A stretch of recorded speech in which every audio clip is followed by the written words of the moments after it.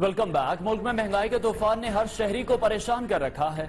मजदूर, गरीब और सफेद पोश तबकात ही नहीं, मिडिल क्लास भी दांतों में उंगलियां दबाए बैठे हैं। हर आए रोज महंगाई के नित नए रिकॉर्ड्स कायम हो रहे हैं। खुद हुकूमती आदात और शुमार के मुताबिक गुज़श्ता हफ्ते महंगाई की शरह 14.95% तक जा पहुंची है। मुल्क भर में ब्रायलर मुर्गी की कीमतों को पर लग गए हैं। पेशावर में चिकन की कीमत 600 रुपए, जबकि कराची में 500 रुपए फी किलो से भी तजावुज कर गई है। शहर कायद में दूध की फी किलो कीमत 130 रुपए किलो तक पहुंच गई है। यही नहीं बल्कि मुल्क के तूल अर्ज में फलों और सब्जियों की कीमतें भी उड़ान भर चुकी हैं। ए, बी और सी कैटेगरी के कुकिंग ऑयल और बनस्पति घी की कीमतों में भी इजाफा हो गया है। सुर्ख मिर्च की ही बात करें तो 3 साल कबल 200 रुपए फी किलो बिकने वाली मिर्चें जो 2020 में 550 रुपए फी किलो तक पहुंची थी, अब 800 रुपए से 850 रुपए फी किलो तक फरोख्त हो रही हैं। चीनी की औसत फी किलो कीमत 96 रुपए 68 पैसे तक पहुंच गई है, जबकि बाद शहरों में चीनी 105 रुपए फी किलो भी फरोख्त हो रही है। जबकि दूसरी जानिब सिर्फ गुज़श्ता माह बिजली की कीमतों में 24.95% का इजाफा हुआ है, जिसने हर खास व आम की कमर तोड़ कर रख दी है।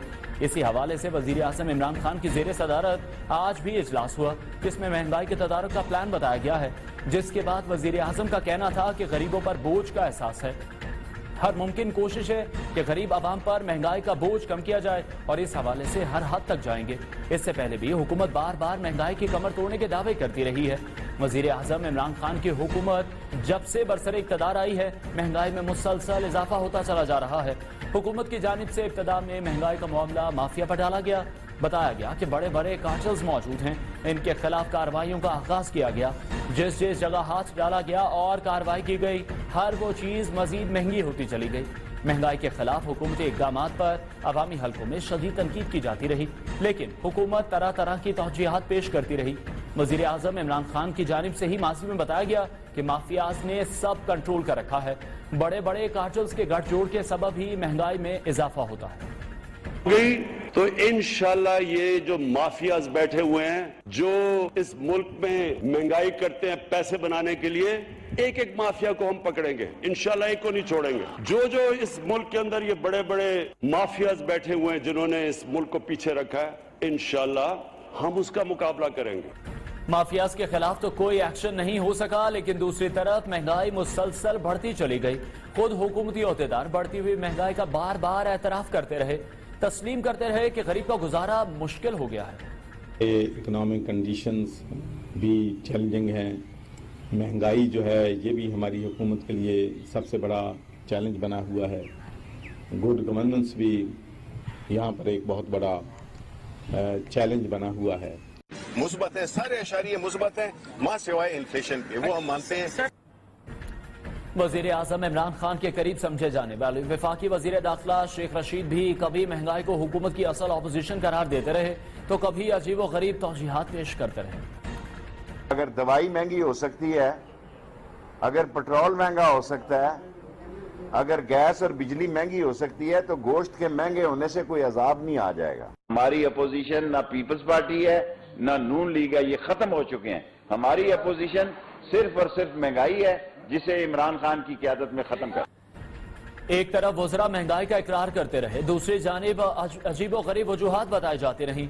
मामला डिमांड एंड सप्लाई पर डाला जाता रहा। मार्केट में दवाई महंगी हुई तो वजीर आज़म के मुआविन खुसूसी डॉक्टर फैसल सुल्तान ने दलील दी कि अद्वियात इसलिए महंगी की ताकि मार्केट में दस्तयाबी मुमकिन हो सके।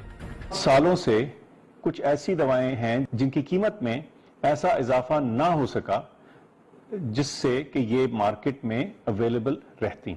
इस मसले के हल के लिए एक बाकायदा मुरव्वजा तरीके से, एक साइंटिफिक तरीके से दवाओं की कीमतें, उनके रॉ मटेरियल और दीगर चीज़ों को एनालाइज करके एक पॉलिसी के तहत इनकी कीमतें बढ़ाई गईं ताकि लोगों तक ये अवेलेबल हो सकें और लोग इन आम सी दवाइयों के लिए दर बदर ठोकरें ना खाएं। महंगाई बढ़ती चली गई, हुकूमत तमाम तर एक्शंस के बावजूद काबू पाने में नाकाम हो गई। अपनी तरफ से तमाम एक्शंस ले लिए गए मगर नताइज नहीं मिल सके, क्योंकि हुकूमत दरअसल समझ ही नहीं पाई कि आखिर महंगाई बढ़ क्यों रही है। IMF کے کہنے پر سبسڈی ختم ہوتی رہی، بجلی، گیس اور پیٹرول سمیت ہر چیز مہنگی ہوتی گئی، حکومت عوام کی جیب سے پیسہ نکالتی رہی، اب بھی ہر چیز مہنگی ہو رہی ہے، مگر سرکولر ڈیٹ 2400 ارب سے نیچے نہیں آ رہا۔ ہفتے کے روز وزیر اعظم عمران خان نے قومی اسمبلی سے اعتماد کا ووٹ حاصل کیا تو وفاقی وزیر شیخ رشید نے ایک مرتبہ پھر اپنی تقریر میں غریب کی مشکلات کا تذکرہ کیا۔ ان کا کہنا تھا کہ 2.5 سال گزر گئے، نئی سیاسی زندگی ملی ہے، غریب کے لیے نکل آئیں۔ آپ کو ایک نئی سیاسی زندگی دی ہے، غریب کے لیے نکل آئیں۔ یہ انڈسٹریلسٹ کبھی کسی کا نہیں ہوتا۔ تنخواہ پیشہ لوگوں کا گزارا نہیں ہو رہا پرائم منسٹر صاحب، مظلوم لوگوں کے لیے، ان لوگوں کے لیے جن کا ہم مذاق اڑاتے ہیں، آپ عام آدمی کو لے کے چلیں، اللہ تعالیٰ آپ کو اور آگے لے کے چلے گا۔ وزیر اعظم عمران خان نے اعتماد کا ووٹ حاصل کرنے کے بعد ایک مرتبہ پھر سابقہ حکومتوں کو مہنگائی کا ذمہ دار قرار دیا۔ ان کا کہنا تھا کہ ڈالر مہنگا ہو گیا جس کے سبب مہنگائی میں اضافہ ہوا، ڈالر پچھلی حکومتوں کی وجہ سے مہنگا ہوا۔ میرے اوپر سب سے زیادہ پریشر ہے اس وقت اسپیکر صاحب، وہ ہے مہنگائی کا۔ سب سے زیادہ اس وقت میری حکومت ایک ہی چیز پہ لگی ہوئی ہے کہ ہم کس طرح لوگوں کے اوپر مہنگائی کا بوجھ کم کریں۔ آج جو لوگوں کو مشکل پڑی ہوئی ہے اور مشکل پڑی ہوئی ہے ہمارے لوگوں کو مہنگائی کی، اس کی وجہ یہ ہے کہ ہمارا روپیہ جو تھا تقریباً 107 روپے کا، آج 160 روپے کا۔ تو جب روپیہ گرتا ہے تو ساری چیزیں باہر سے مہنگی ہو جاتی ہیں، پٹرول، ڈیزل، بجلی، باہر سے دالیں مہنگی، جو چیز باہر سے امپورٹ کرتے ہیں، گھی مہنگا، ساری چیزیں مہنگی ہو جاتی ہیں۔ اگر آپ کا کرنٹ اکاؤنٹ یعنی کہ ڈالر زیادہ ملک سے باہر جا رہے ہیں اور کم اندر آ رہے ہیں تو پریشر روپے پہ پڑتا ہے، وہ گر جاتا ہے۔ تو وہ میں آپ کو بتا، جب روپیہ گرتا ہے تو غربت پھیل جاتی ہے۔ نہ مافیا پکڑا گیا، نہ ہی کارٹلز توڑے جا سکے۔ اب 2.5 سال کے بعد ایک مرتبہ پھر مہنگائی کے خلاف جہاد کرنے کا اعلان کیا جا رہا ہے، لیکن سوال جوں کا تو موجود ہے کہ کیا حکومت 2.5 سال میں مہنگائی کے اسباب کا اندازہ لگا سکی ہے؟ اب مہنگائی کے خلاف ایسا کیا ایکشن ہوگا جو پہلے نہیں ہو سکا؟ اور سب سے بڑا سوال تو یہ ہے کہ جب سیاسی ماحول ٹھیک تھا تب تو مہنگائی پر قابو نہیں پایا جا سکا، اب تو سیاسی ماحول بھی تلخی کا شکار ہے۔ ایسے میں عام آدمی کے مسائل اور مہنگائی کا خاتمہ کیسے ممکن ہو پائے گا؟ اس حوالے سے ہم بات کریں گے۔ ہمارے ساتھ موجود ہے ماہر امور اجناس شمس الاسلام خان صاحب۔ شمس صاحب، بہت شکریہ ہمارے ساتھ وقت دینے کے لیے۔ بتائے گا، مہنگائی سے متعلق ہم دیکھ رہے ہیں کہ حکومت 2.5 سالوں سے صرف دعوے کر رہی ہے یا اقدامات کا بتا رہی ہے؟ کیا حکومت کو خود یہ پتہ نہیں چل رہا کہ مہنگائی کے اسباب کیا ہیں؟ شکریہ، آپ نے پروگرام میں انوائٹ کیا۔ میں آپ کو بیسک وجہ بتاتا ہوں جو اصل مہنگائی کی وجہ ہے، اور وہ کئی سالوں سے ہی وہ وجوہات جو ہیں وہ چلی آ رہی ہیں، اسٹرکچرل پرابلمز ہیں۔ آپ کو پتا ہے پاکستان ایک زرعی ملک ہے، اور زرعی ملک میں اگر آپ اس ایگریکلچر سیکٹر کو اگنور کرو گے تو آپ کی تمام انڈسٹری جو اس سے لنک ہے اور کھانے پینے کی اشیاء وہ تمام کی تمام مہنگی ہو جاتی ہیں۔ ہمارے یہاں پاکستان میں ہمارا ایگریکلچر سیکٹر جو ہے وہ 24% کے قریب اس کا جی ڈی پی میں شیئر ہوتا تھا، جو کم ہو کے اب 19% پہ آ گیا، 19% پہ آ گیا ہے، مسلسل ڈکلائن کا ہوا ہے۔ اس ڈکلائن کی وجہ سے آپ کی جو میجر کراپس تھیں ان 4 کیش کراپس میں، جن میں ویٹ، کاٹن، رائس اور شوگر کین، تو اگر آپ دیکھیں تو صرف رائس کے علاوہ باقی تمام کراپس جو آپ امپورٹ کر رہے ہو، آپ نے ویٹ ہیوج کوانٹٹی امپورٹ کی، کوئی لاسٹ منتھ کے اینڈ تک کوئی 3 ملین ٹن آپ نے ویٹ امپورٹ کر لی۔ اس کے بعد پھر آپ نے شوگر کین، آپ کے پاس اچھی خاصی کراپ ہوتی تھی، وہ بھی ڈکلائن پہ آئی لاسٹ ایئر، اور اس سال پھر بھی کراپ بہتر ہوئی، لیکن اس کے باوجود شوگر کی امپورٹ ہو رہی ہے۔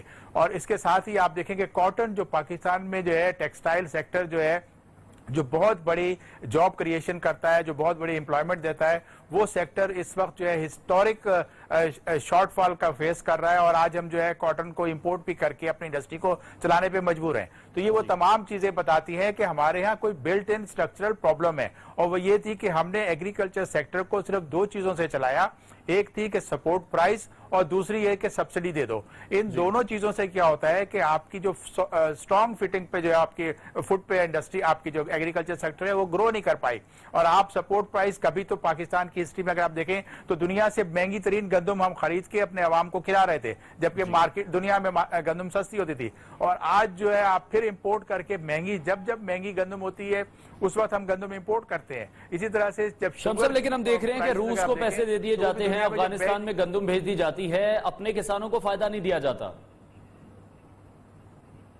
جی بالکل، میں اسی طرف آ رہا تھا کہ جب آپ امپورٹ کر کے اور اس شارٹ ٹرم طریقے کو آپ اگر استعمال کرو گے، اور اس کے رزلٹ میں کیا ہوتا ہے کہ نتیجہ یہ نکلتا ہے کہ آپ کا گروور جو ہے وہ بہت بری طرح سے ہٹ ہوتا ہے۔ آپ شارٹ ٹرم سٹاکس تو لے آتے ہو، امپورٹ کرتے ہو، لیکن آپ کا گروور اس کے اوپر سے پھر ہٹ جاتا ہے اور کوشش کرتا ہے کہ کسی اور کراپ میں چلا جائے۔ यही हमारे साथ दालों में हुआ।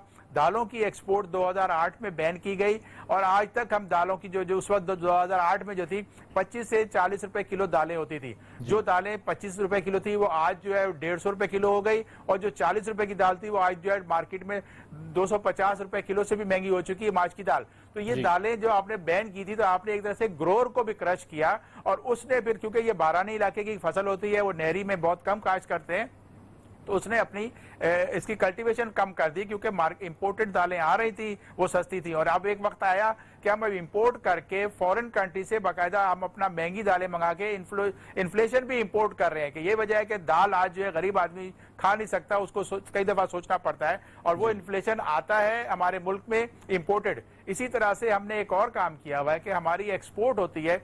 आज दुनिया के बहुत सारे ममालिक, मैं मिसाल देता हूँ, पाम ऑयल मलेशिया या इंडोनेशिया में प्रोड्यूस होता है। जो तेल अभी आपको महंगा नजर आ रहा है, उसकी मेन वजह यह है कि मलेशिया ने, इंडोनेशिया ने अपने पाम ऑयल की एक्सपोर्ट पे एक्सपोर्ट टैरिफ बढ़ा दिया, ड्यूटी बढ़ा दी, ताकि उनके मुल्क में इन्फ्लेशन ना बढ़े और वो हम लोगों से ज्यादा प्राइस हासिल कर सकें। उसके रिजल्ट में आज $1000 पे चला गया है, जो लास्ट 2000 में जो $475 की प्राइस थी।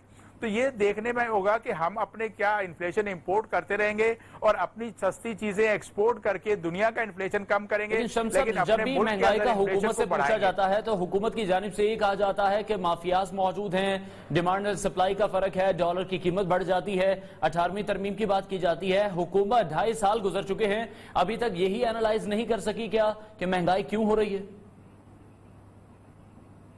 बिल्कुल आप सही कह रहे हैं। देखिए जी, हमारे यहाँ जो मौशी निज़ाम है, हमारी मैशत जो है वो क्रोनीज कैपिटलिज्म पे है। क्रोनीज जो होते हैं वेल कनेक्टेड होते हैं, वो इस माहौल में आके जहाँ हौज पौज सिस्टम चल रहा हो, मिक्स इकोनॉमी चल रही हो, कि गवर्नमेंट खुद भी खरीदारी करती है, इंपोर्ट भी करती है, बिजनेस करती है और प्राइवेट सेक्टर भी करते है, तो ये हौज पौज इकोनॉमी बन जाती है। इसमें क्रोनीज उसका पूरा फायदा उठाते हैं और दुनिया में कहीं भी है, या अगर मॉडल देखे तो वहाँ ये काम हो रहा होता है। हमें गवर्नमेंट को ये चाहिए होता है कि आप एक स्मार्ट पॉलिसी ऐसी बनाएं कि जिससे कोई उसको मिसयूज ना कर सके।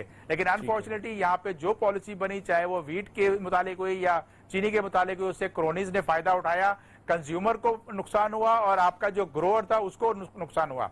अब $30 पर टन का शुगर केन अगर आपको एक ग्रोअर ग्रो करता है तो उसकी चीनी की कीमत $400 तक होती है, $450, आज जो है 550 की इंपोर्ट करने की बात कर रहे हैं, 540 में टेंडर बिड हुआ था। तो ये वो खराबी है, इसको दुरुस्त करना पड़ेगा। पाकिस्तान में अल्लाह का शुक्र है कि बहुत ज्यादा पोटेंशियल है एग्रीकल्चर सेक्टर के अंदर, पोटेंशियल मौजूद है। हुकूमत को इस पर काम करने की जरूरत है। बहुत शुक्रिया। माहिर उमूर इजनास शमसुल इस्लाम खान हमारे साथ शरीक गुफ्तगू थे।